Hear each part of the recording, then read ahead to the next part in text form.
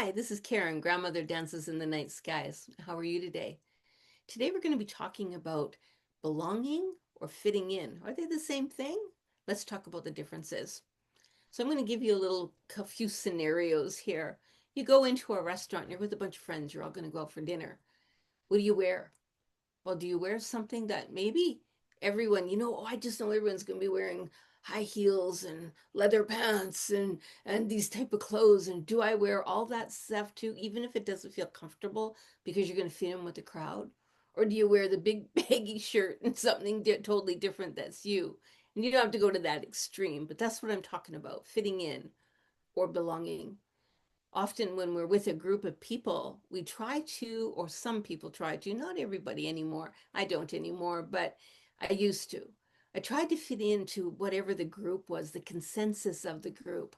And if the groups, I don't know, felt things or acted in ways or did things that I didn't quite believe in or think that I fell into line with me, I would say nothing, or I would do the exact same thing as the group. I would continue to do what the group was doing. Number one, I didn't want to stand out.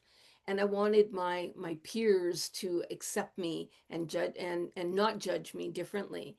If I had shown up as my true self, boy, I would have gotten looks every which way but Sunday, right? Can you do that? And can they love you anyway? What happens if we don't fit in? What happens if we really don't belong in, we are forcing ourselves to be and act a certain way that really don't comply with who we are? What happens within ourselves is we start to get off balance. And the human body, really, we are designed for balance. So we want our energies to sit in sync so we can sit in sync and we can follow the left and the right and follow along and get nice and cozy in what we're doing. But what happens is when we're not living in balance, we get disproportionate. So now I'm all this way, but not this way. And when you lose yourself because you're trying to be what you're not, we literally, piece by piece of us falls away. So my husband, I was 45 when I was first widowed, and my husband was into football. I didn't give a hang about football, but boy, I was on the parents committee and I went to every football game. I went to every practice. I went to every banquet, everything that he did, supporting him. And even I was one of the people in the sign up room. I did everything football, football, football. And I hated football, but I did it anyway to fit in with the group. Now my husband passes away. So what do? Well, right away, I just banished everybody. Whoa, I'm out of here. Wipe my hands of it. I'm gone. And when I did that, though, I lost some really good friends. I never had a chance to speak with the other people that, hey, you know what? I'm just going to step out of football, but I still want to keep in touch. I still want to go for coffee. I still want to hang out once in a while, have conversations. Instead, I made the cold turkey cut. Done. And I never gave anybody else even the chance to speak with me or even thought about what my impulsive reaction was to how they were dealing with things. And what about your names? That was a big struggle for me right after Ken died. Now, I was Karen Gifford was my maiden name. And I lived with that all the time, but I was with Ken from the time I was 14. Got married when I was 18. And I went to Dalmont. And my last name of Dalmont stuck with me for forever, right? And so it was 27 years I was married. So I was Karen Dalmont. I was known in the community as Dalmont. My kids' names were Dalmont, and now Ken dies. I am trying to reinvent who I am, and I sat and I didn't know what to call myself. Am I Karen Gifford? That didn't feel right. Am I Karen Dalmont? Do I have a right to that name? Or it didn't feel right either because I was trying to make a new person and I didn't know what to do. Do I make up a name? How do I go? So I kept Dalmont because that was my kid's name. And over time, now as I have discovered who I am, I'm able to sit in firmly into Karen Dalmont, and that's who I am. I'm in another relationship, and I've been living with a gentleman for over 22 years. And so now I don't call myself his last name. I still stay with the last name that I had from my first husband because that's really who I identify with, and that's who I really am inside. That's who I sign, and that's what feels right in my heart. I've had the conversation with him though. Does it bother you that I don't use your last name or that I use Ken's last name still? And he goes, no, why does it bother me? That go with whatever is right for you. And then he said, I fell in love with you as who you are. Now I'm going to go through another avenue to switch up here. What happens if you know somebody as one name? Now I worked with a gentleman. His name was Perry, I think was his first name. I'm not going to say what his last name was, but his name was Perry. His family all knew him as Perry. His mom knew him as Perry. His brothers, he had a twin brother even. And so everyone knew him as Perry. Now he turns, I think he was 22 years old, and he decides that he's going to switch his name up. I never did get the whole story as to why he changed his name, but he became Matthew. He went home after it became legal. He didn't tell his family he was doing it. After the name change was legal, he walked into the front door and he said, you will now call me Matthew. This is what my first name is, and this is what my last name is. He changed both his first and his last name. His mom was devastated. And his dad took it as a personal slam against him. He had a family of, I think there was 9 or 10 kids in the family. And why on earth would you change your name? Never mind your first name, but your last name. Are you not part of this family anymore? And a lot of the family members had a hard time adjusting to the fact that Perry was no longer Perry. Perry was now Matthew. Can we have those conversations with our family members, even with ourselves, as to why are we changing our name? And bring them along on the journey of that right from the very beginning. How are you adapting? How are you changing? And allow them and allow yourself to grieve that process. Yep, I'm right. Grieve the process. I had to, in my case, I had to grieve the fact that Karen Dolmont, as I knew her, meaning myself, as I knew her, as a mom, as a wife of everything that we did, Ken and I did together, I had to grieve myself, not only grieve the loss of him, but to grieve the loss of myself and to grieve the loss of the family dynamic that my kids and my grandkids are now going to have to ride out as well. So that's what I'm talking about between fitting in and belonging. When we are true to ourselves, we then can have other people come along for the ride if they choose. And we can tell them, look, I could have sat down and said to everybody, guys, I'm really struggling right now. I'm trying to adapt as to who I am. I'm trying to reinvent who I am. Please have a little bit of patience with me. But I didn't do that. I hid everything from my kids because I took grief and I took the finding yourself as a sign of weakness. And a sign of weakness, it was anything but. It took great courage to do it. But I also hid because I didn't want to tell them what was happening because I didn't want to sit into the truth of who I was. That is where we come into the belonging stage. Where you're just with somebody or with even a group of people, an environment, and you go, I just belong here. I can present them with whatever I am doing, whomever I am, and I'm loved anyway. They may not like what you're doing, but they will always love you for what you are doing. There's a difference between like and love, right? So when you can walk into that energy and you go, I really know that I'm supported, I'm cared for, I'm loved, doesn't mean you're always right or that they agree, but I am always loved and I don't need to change to be part of the group. Especially right now on I'm finding because I'm old, but I'm finding on the internet there's a lot of clicky groups.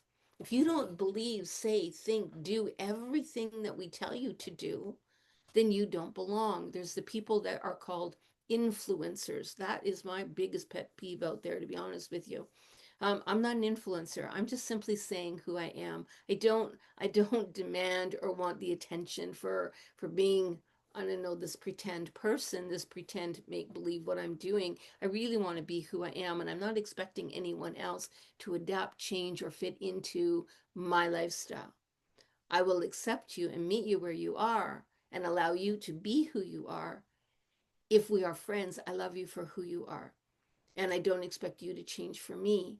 But do you expect others to change for you? Do you feel like you're running around?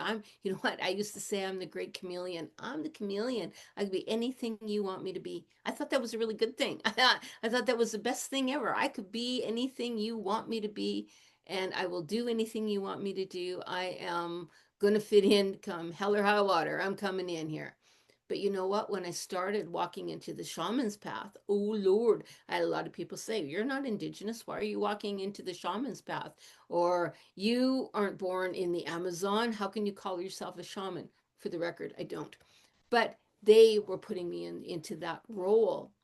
So when someone really, really, truly wants you to be a certain way and you don't live up to those expectations because you were walking and being who you were, then you're not no longer fitting in. Then they have a tendency to spin and boot you out because, hey, you go because you're making me uncomfortable. So I don't want to be around you anymore. So that's when the name calling gets in. That's where the pushing you away, making you feel bad so that you will either reform and become what they want you to be so that you can fit into the group, or you will leave altogether. So, and I've been in that situation lots of times in my life. Like it seems to be a reoccurring theme in my life, adapt, change, and become who we are or get out. Now I'm strong enough inside that I choose to get out when I'm in that sort of situation. But there was a time I really was not. And then I really, really struggled. I went into depression, anxiety. I would look in the mirror and not know who I was. And if someone said to me, "Who are you?" I don't know. I'm a mom, I'm a wife, I'm a sister, I'm a caretaker, I'm all these things, but that's not who I was. Who am I? I'm a multitude of everything. I'm magic, I'm life, I'm the creator. I live, I'm the dreamer of my own existence. Who are you? And how do you adapt to being in with other people? Do you have the courage or even the strength to step into that energy and say, "You know what, that isn't okay for me. It isn't okay for me. I need to do this. This is what I'm doing." Are you afraid to wear the clothes you want to wear? Are you afraid to look the way you want to look? And and for me, it's makeup. Oh my Lord, big makeup. I know, like, I everyone says you should put makeup on. You should put makeup on. I don't want to wear makeup because it just isn't me anymore. And my mom used to say, and I used to watch her. I was young, like 15 years old, and my mom was putting her makeup on in the mirror one day. I said, "Geez, it takes you forever to put your makeup on." And I would go in there 2 blips, and I was done. And she would say, "But I'm putting my face on." And that stuck with me forever. Why was she putting on her face? And when I went to her work to meet her one day for coffee, she was a totally different person around the people that she was working with, the people that interacted with her, even outside of work. She would wear her makeup one way to work and dress one way. She would put her makeup on and dress a totally different way. She had like lots of wigs. My mom had tons of wigs, and she would wear a different wig for the group she was going out with. I always knew the group she was going out with, what my mom was wearing and how her makeup was on, because she needed to fit in. My mom was an alcoholic. She struggled all her life. She died when she was 49 years old, but she struggled all her life to fit in instead of going the opposite way of discovering who she was so she could then belong. She never belonged anywhere. She didn't even belong in her own skin, her own face. She didn't belong in that. So she was constantly fitting into the environment that she was finding herself in. I think of it sometimes, I question myself. I ask myself, am I sitting in ego? So when I go somewhere, I'm just me, and I don't try to be someone else. And I will tell people that I disagree with them. I say, "Great, I'm glad that you think that way, that it's not the way I think." And then I'm accused of being confrontational. I'm accused of just, can't you just be quiet and pretend, or don't tell people what you're doing, and why would you cause a fuss? My own kids did that at a birthday party. I went to my grandson's birthday party, and I was told, "Mom, whatever you do, just don't mention anything about shamanism or journeys or talking to animals because they're going to think you're loopy." I did anyway. And of course, I got the stink eye from across the room from his son all night long, but it didn't matter. And near the end, I had people that were actually interested, and I took a whole bunch of people in a drum circle in the basement that night. So it was kind of funny. Only about 5 or 6 people met their power animals, and they were all excited. It all turned out well, but they could have gone the other way around. So, are you who you are? Do you have the strength to be who you are? Can you look between the layers, or do you even know who you are? I do run a course. I'm going to go here. I do run a course. A course is I run two, a first year and a second year program of shamanism, and it teaches you to really peel back the layers to find out who you are through the alchemy of the medicine wheel, to find out who your power animals are, so you can speak with them, talk to them. They're your best friends. And I am me. I'm Karen. I'm grandmother dances in the night skies. I own it. I love it. I feel it. I like the skin I'm in. Finally, at 67 years old, I like the skin I'm in. I'm happy with who I see in the mirror. I like the person looking back. There was a time I could only look at my eyes and never look at anything else. And then I got glasses. I remember I cried the first time I got glasses. I bawled my head off. I was 50 years old and I had this set of glasses. I said, the only good thing I have about myself is my eyes. And now my eyes are being covered up with these glasses. And the glasses, in my opinion, made me look like my eyes were bugging out of my head. And I just hated them so much. It wasn't the glasses I hated. I hated the person looking back. I hated all those layers that were starting to reveal themselves that I couldn't hide from anymore. That's what I hated. So when I started loving me, peeling back the layers, and then finding my own belonging inside, then I didn't look for others' approval on the outside so that I would fit in. I would just belong. I hope that you find a place that you belong. If you ever need anyone to talk to, please check it out. Give me a call. I'll be happy to chat with you. This is Karen, Grandmother Dances in the Night Skies. All my contact information will be in the comments. Aho.